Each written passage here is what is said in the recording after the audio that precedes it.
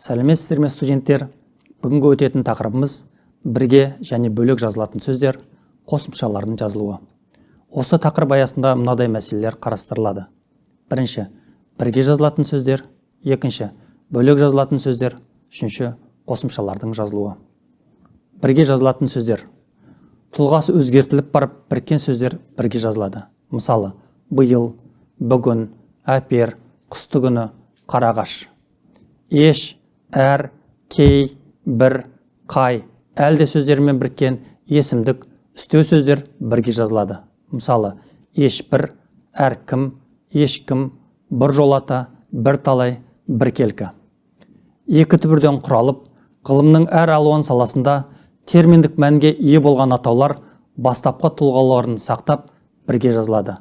Мысалы, келіссөз, баспасөз, өнеркәсіп, зейнетақы, шикізат, сөз жасам.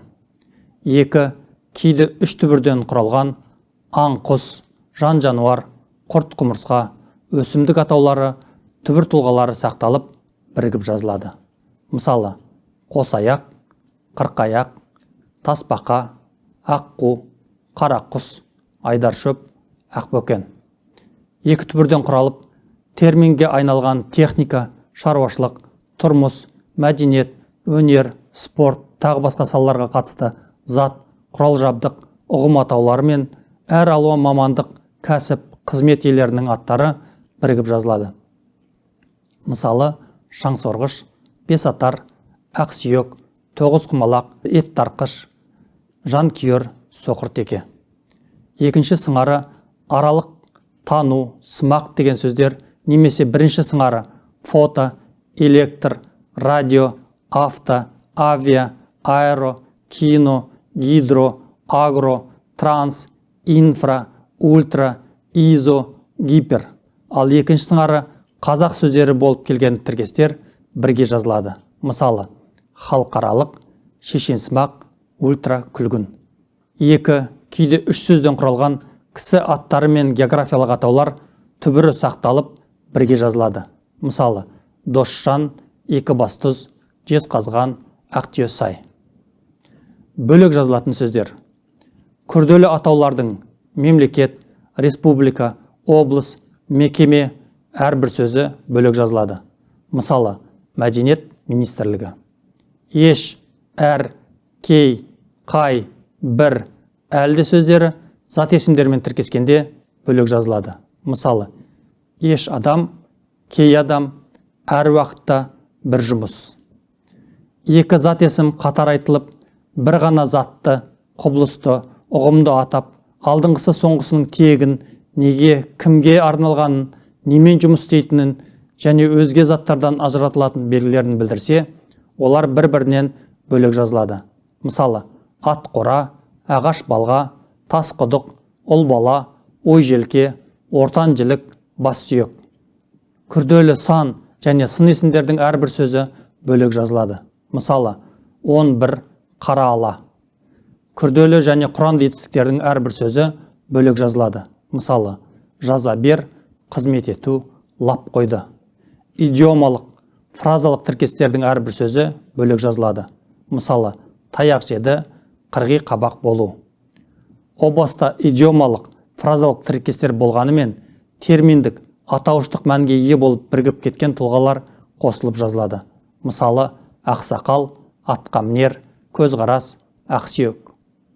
Қыз, ер, сал, сері, батыр, сұлу, би, қожа тәрізді тұрақты тіркестер жалқы есімдерден бөлек жазылады. Мысалы, біржан сал, қыз жібек, қазбек, би. Қосымша жіңішке жалғанады. Соңғы дыбыстары РК, РГ, НК, НГ, КС, КТ, СК, ЛК, НКТ, кіл, бір, біл сияқты дауыссыздар тіркесіне және ок, ук дыбыстарына біткен сөздерге қосымшалар әрдайым жіңішке түрде жалғанады. Мысалы, полктер, педагогтер, округке, ансамблі. Соңғы буынында не бір буынды сөздің өзінде и дыбысы бар орыс тілінен енген сөздерге қазақ тілі қосымшалары жіңішке жалғанады. Мысалы, кассирге, магниттік, магниге. Соңғы буында ю, йо, дауысты дыбыстар келетін орыс тілінен енген сөздерге қазақ тілі қосымшалары жіңішке жалғанады. Мысалы, полюсты актерге, дуэлге, дуэтке. Жіңішкелік белгісіне аяқталатын бір буынды сөздерге қазақ тілі қосымшалары әрдайым жіңішке жалғанады. Мысалы, оське, ткане, тюлі, князі. Қосымшалар жуан жалғанады.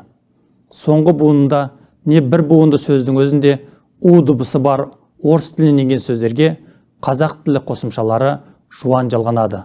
Мысалы, курсқа, автобусқа, шурупты. Орыс тілінен енген сөздердің соңғы буынында я әрпі болса, оған қосымша жуан түрде жалғанады. Мысалы, поляктар, коряктар, разрядшы. Сөз х дыбысына аяқталғанда, оған қосымша жуан түрде жалғанады. Мысалы, тарихшы, цехтан. Қосымшалар сөздің соңғы дыбысының буынның әуенімен үндесіп, бірге жазылады. Мысалы, балалар, еркелік. Осы ережеге бағынбай жалғанатын қосымшаларға мен, бен, пен, паз, қор, қой, нікі, дікі, тікі, гер, кеш, хана, тал, дар, ев, ева, оф, ова, ин, ина жатады. Ев, ева қосымшасы сөздің соңғы буынның жуан жіңішкелігіне қарамастан и және ш дыбысына аяқталған жалқы есімдерге жалғанады. Басқа барлық дауыссыздардан кейін оф, ова қосымшасы жалғанады. Мысалы, Мұратов, Жүнісов, Қарашашев. Дауысты дыбысқа аяқталған кісі аттарынан фамилия ин, ина қосымшасы арқылы жасалады. Мысалы, Нұралин, Алтынсарин, Сейфуллин. Оф, еф жұрнақтары арқылы жасалған фамилияларға қосымша бастапқы түбірдің соңғы буынның жуан жіңішкелігіне қарай жалғанады. Мысалы, Айманов, қа, Жүнісов, ке. Күнә, кінә, шүбә, күләш, тағы басқа сияқты соңғы буынында жіңішке әрпі жазылатын сөздерге қосымшалар жіңішке жалғанады.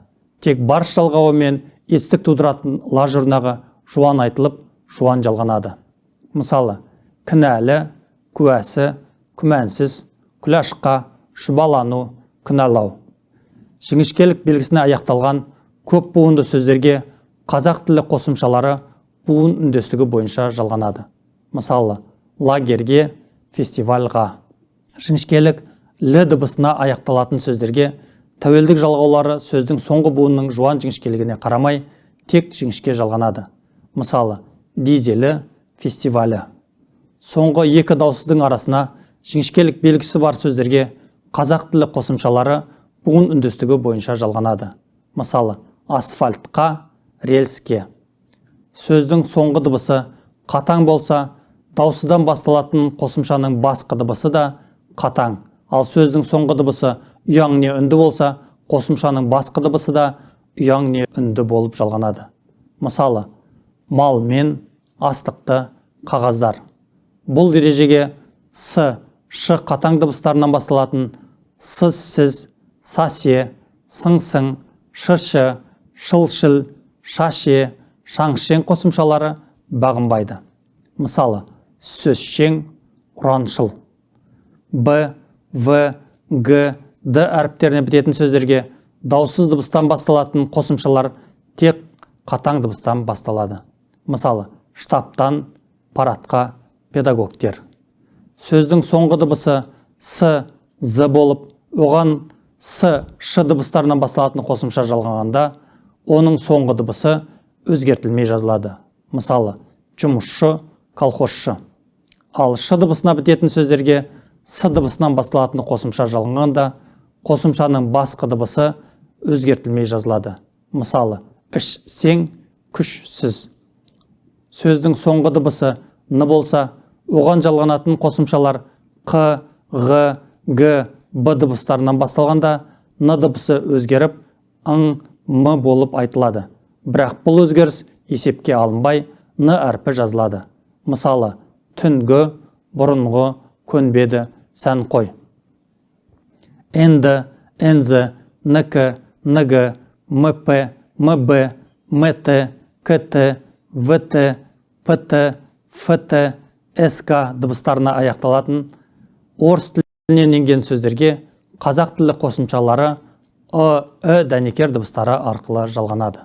Мысалы, фондысы, тензіге, фактісі, киоскілер, ромбысы. СС, ЛЛ, ТТ, ПП, СТ, КСТ, СЧ, ЗД, КК дыбыстарына біткен сөздер түбір күйінде ешбір өзгеріссіз жазылады.